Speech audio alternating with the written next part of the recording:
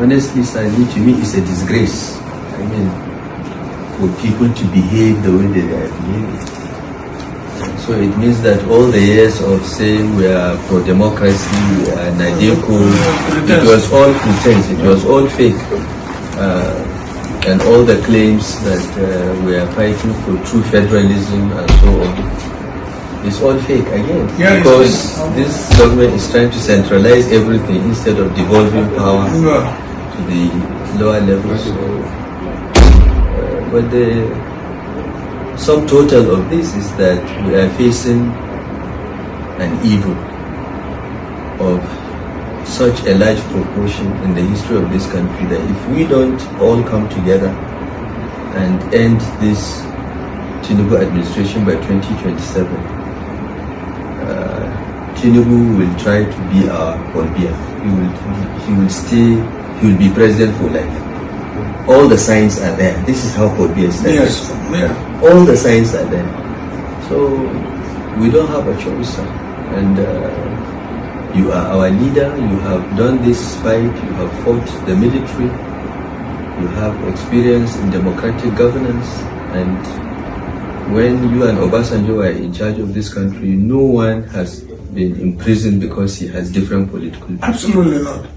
Never, not once.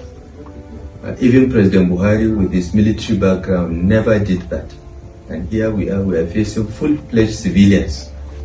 But they are worse than any military regime we ever had. So, Malam Rufai speaking in his home in Abuja after Atiku Abubakar paid him a courtesy visit. Atiku Abubakar came to commiserate with him after APC thugs attacked an event Rufai attended in Abuja. The police stood by while APC thugs destroyed property, assaulted individuals just because they belonged to another party. The police will go on to invite Rufai and other ADC politicians to come and explain what happened. Despite the fact that they saw videos of thugs, they saw videos of policemen standing by doing nothing. These policemen were armed. They never released a single shot in the air to disperse the thugs. No, they stood by, watched them destroying property. The police will end up inviting the victims to come and explain why they were attacked. As if that was not enough, the police would later barricade ADC headquarters in Kaduna, preventing ADC members from accessing their own property. They did nothing. The only crime they committed was assembling under ADC. So it's clear there is coordinated attack by the APC on the opposition. They are not competent on the job. They don't know what they are doing, but they still don't want to subject themselves to scrutiny by Nigerians. We are supposed to be in a democracy, but they keep attacking opposition from Kaduna State to Lagos State to Ondo State to Akwa Ibom State. But in Akwa Ibom State, they met their match when the government agents and thugs arrived at the venue of the unveiling of ADC. They met their match. They saw thugs waiting for them. The only thing they could do was to run away. So it's clear to Nigerians that anyone that doesn't tolerate opposition is walking towards a one-party state. And you know what can come after that. They can wake up and say, there will not be an election. We will allow Tinubu to continue in office indefinitely. Not that Rufai is saying it. Tinubu's ambitions might actually be lifetime presidency. You can never take anything away from these guys. They are so audacious. And because Nigerians don't react to anything, they keep getting motivated to try out new things. Yes, they keep pushing Nigerians, but because Nigerians are so elastic, they never react to anything. They keep testing new things. They keep testing the will of Nigerians. No other administration in Nigeria's history have gotten away with what this administration has done to Nigerians. They devalued the naira to nearly worthless levels, increased the price of petrol, increased taxes, everything they've done under 2 years without being chased away from power. So they have become very audacious. All the things they've done, Nigerians have never reacted in a commensurate manner.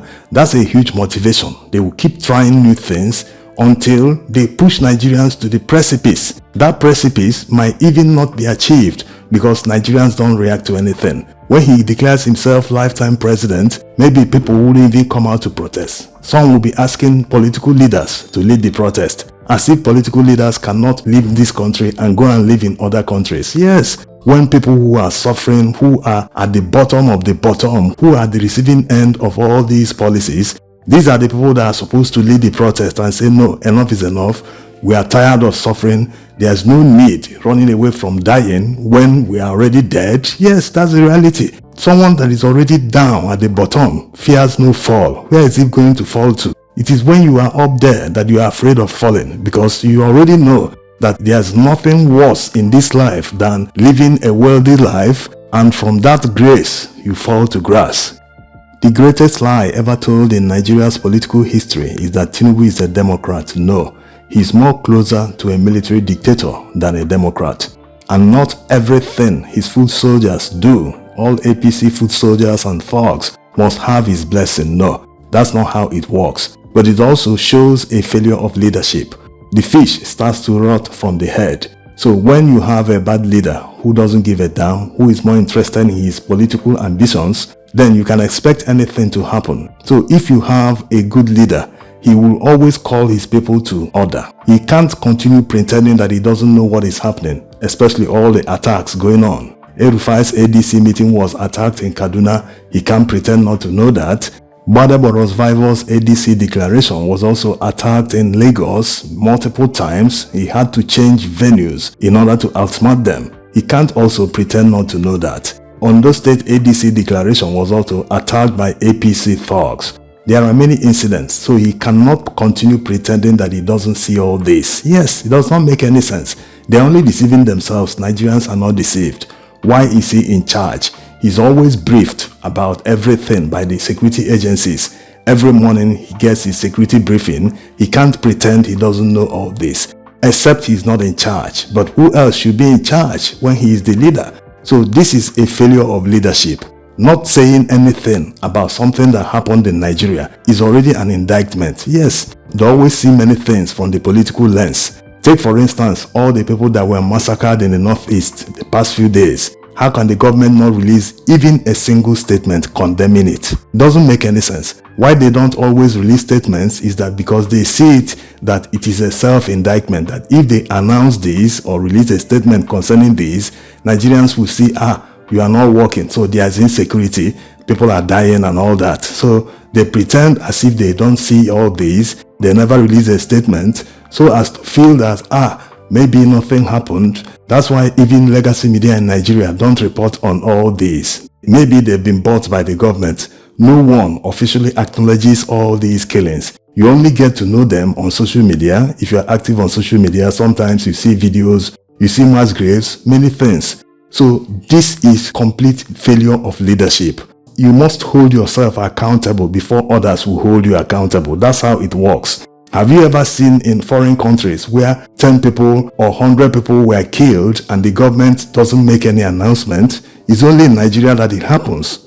So the question every reasonable Nigerian should ask is, what's the worth of a Nigerian life? It is zero as far as these people are concerned. Because if they value the life of a Nigerian, they should always announce all these unnecessary massacres. Yes. Despite the fact that it will put them in bad light once they continue to announce these massacres, but it is still better than saying nothing. Yes, if they don't say anything, it means that they don't care. They are sending a message that whatever is happening is not their business. They're only focused on their interests, what will promote them in the eyes of Nigerians. Yes, but to Nigerians who bear the brunt of all these massacres, you must learn one thing: they don't care about you. There are many communities in Nigeria with no government presence, and you only see them when it's time for election. So when that election time comes, make sure that all the grudge you've been bearing all this while, that they feel it. That you don't start laughing and smiling at them and opening your arms to welcome them and opening your hands to receive the rice and all the palliative that they will give you. No, don't ever do that. If you do that, that means you are encouraging them to do worse to you in the future. This is how it works. It's very simple to understand, and there should not be any excuse of poverty. No, it is actually when you're poor that you're supposed to take your life more seriously, because you're close to death. That's the reality. Unless you've given up completely about your life, about your future, then you can say, I don't have strength again to do anything. But a hungry man should be an angry man. Why don't Nigerians ever show politicians that anger? Why do they always open their arms wide and smile at politicians when they come to give them palliatives? No, that shouldn't be happening. Because when you do all this, politicians will feel, despite all we did to these people, they are still welcoming us. They are still not even angry at us. Hey, it doesn't make any sense. Nigerians must understand the modus operandi of corrupt politicians who don't care about you. They first start out by impoverishing you. Take example, under this administration, Nigerians were managing themselves under Muhammadu Buhari. It wasn't as if Nigerians weren't complaining at the time, but they were managing themselves. And this one came and made everything 3 times worse, in some cases 5 times worse. And now Nigerians are living in more poverty. They will come and give you rice. They will give you indomie, they will give you spaghetti, and they expect you to clap for them. And some of you are clapping for them. Someone that impoverished you, he came and gave you something you used to buy for yourself. You were able to buy it a few years ago by yourself. Some of you that have 2 wives or 3 wives or large families, you were able to take care of that family without needing any palliative from anyone. But today, you can't afford this. Some of you are no longer even living in your homes. Because of insecurity, because of terrorists, bandits, whatever you call them, you are no longer living in your farming community. Some of you are now living in IDP camps. Can you imagine? In IDP camps, you don't have a farm. In IDP camps, you cannot walk. Your farm is not there. You can't do anything. You're idle. You only sleep and wake up and sleep again. You are at the mercy of government and other individuals who continue to donate to IDP camps. Also, ever wonder why they are not in a hurry to relocate you from that IDP camp? It's because you are serving their purpose. It's exactly the situation they want. They want more poor people so that they can ride over you. They can do whatever they want. And when they come to visit you and give you that palliative, you will still hail them.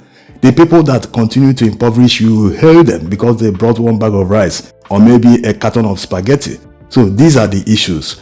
And when you look back in history, like under Abacha in the 90s or under Olusegun Obasanjo, how many Nigerians were living in IDP camps? Did the government of the day, especially under Abacha, ever give Nigerians palliatives? These are the issues. So you must understand that things have broken down in Nigeria. They are broken to a level that they can be said to be unrepairable. Also, you must know that when you fail to do your job as a citizen, like telling a politician that you know he is responsible for your suffering, for your poverty, you are also contributing to the problem, because you can't just open arms to someone that is oppressing you, someone that is doing everything to make sure that you are poor. If you open your arms, that means you are forgiving the person. You are sending a message to him that he is doing nothing wrong, that he should continue. Yes, if you do this, if you fall into this category, that means you are part of the problem. You are part of the reason why Nigeria will never work. Thanks for watching.